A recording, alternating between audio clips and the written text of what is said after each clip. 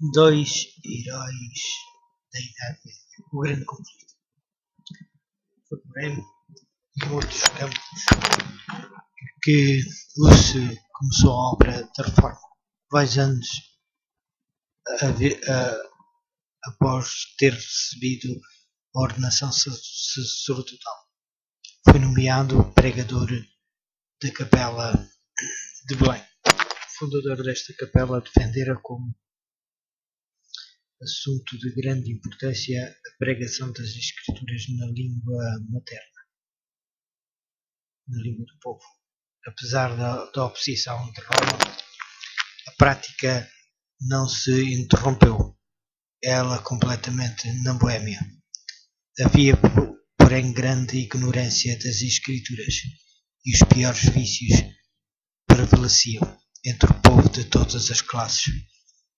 João Hus denunciou largamente esses males, apelando para a palavra de Deus a fim de encarecer os princípios da verdade e pureza que ele pregava. Um cidadão de Praga, Jerônimo, que depois se tornou intimamente ligado a Hus, trouxera consigo, ao voltar da Inglaterra, os escritos de Wycliffe, a rainha de Inglaterra que se convertera aos ensinos de Wycliffe. Era uma rainha boêmia e, por sua influência, as obras do reformador foram amplamente divulgadas no seu país natal. Hus lera com interesse estas obras, creia que o seu autor era cristão sincero, inclinava-se a considerar fervorosamente as formas que advogava. Hus, conquanto não soubesse, entrara já no caminho que levaria para longe de Roma. Por esse tempo chegaram a Praga 2 estrangeiros da Inglaterra, homens de saber que tinham recebido a luz e haviam chegado para espalhar naquela terra distante, começando com o ataque aberto à supremacia do Papa.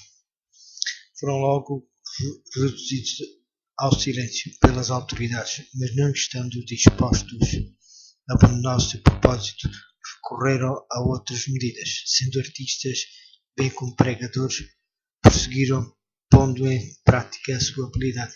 Em local franqueado ao público, pintaram 2 quadros. Um representava a entrada de Jesus em Jerusalém, manso e assentado sobre uma jumenta, e seguindo dos seus discípulos descalços e com trajes gastos pelas viagens.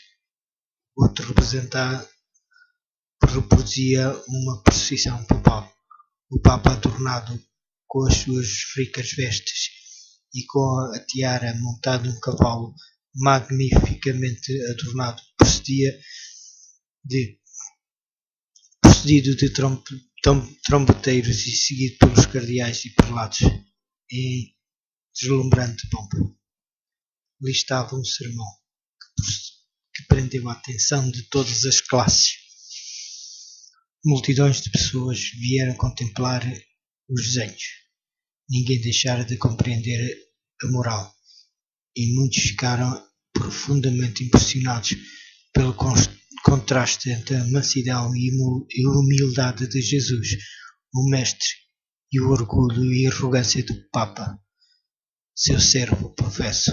Houve grande comoção em Praga, e os estrangeiros, depois de algum tempo, acharam necessário partir para sua própria segurança. Mas a lição que haviam ensinado não ficou esquecida. Os quadros causaram grande impressão no espírito de João Hus, levando um estudo mais acurado da Bíblia e dos escritos de João Hus. Levando a um estudo mais acurado da Bíblia e dos escritos, levou, embora ainda não estivesse preparado para aceitar todas as formas defendidas por Wycliffe, via mais claramente o verdadeiro caráter do papado e com maior zelo denunciava o orgulho, a ambição e a corrupção da hierarquia. Da Boêmia à luz,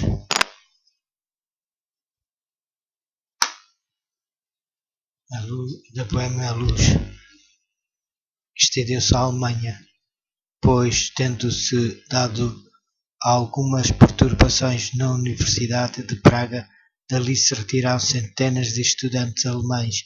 Muitos deles tinham recebido de uso o seu primeiro conhecimento da Sagrada Escritura e, ao voltarem, espalharam o Evangelho na sua pátria. As notícias da obra de Praga foram levadas para Roma e Hus foi chamado a comparecer perante o Papa. Obedecer seria expor-se à morte certa. O rei e a rainha da Boêmia, a universidade, membros da nobreza e oficiais do governo uniram-se num apelo ao pontífice para que fosse permitido a Hus permanecer em Praga e responder em Roma por meio de delegação, em vez de atender a este pedido. O Papa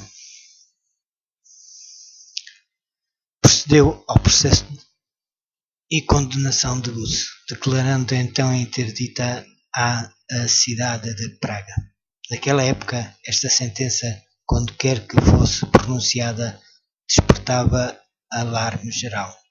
As cerimónias que o acompanhavam eram de modo a encher de terror o povo, que considerava o Papa como representante do próprio Deus, tendo as chaves do céu e do inferno, e possuindo poder para invocar juízos temporais, assim como espirituais. Acreditava-se que as portas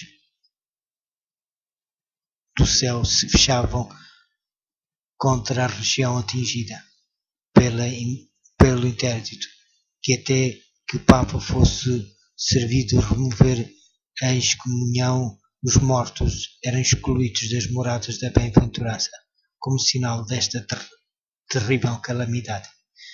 Suspendia-se todos os serviços religiosos. As igrejas estavam fechadas. Celebravam-se os casamentos no pátio da igreja. Os mortos negavam-se sepultamento em terreno consagrado. Eram, sem os ritos fúnebres, inundados em fossos ou no campo, assim por meio de medidas que apelavam para a imaginação. Roma buscava dirigir a consciência dos homens. A cidade de Praga encheu-se de tumulto. Uma classe numerosa denunciou-os como a causa de todas as calamidades e rogaram que fosse entregue à vingança de Roma. Para acalmar a tempestade, o reformador retirou-se por algum tempo para a sua aldeia natal, escrevendo aos amigos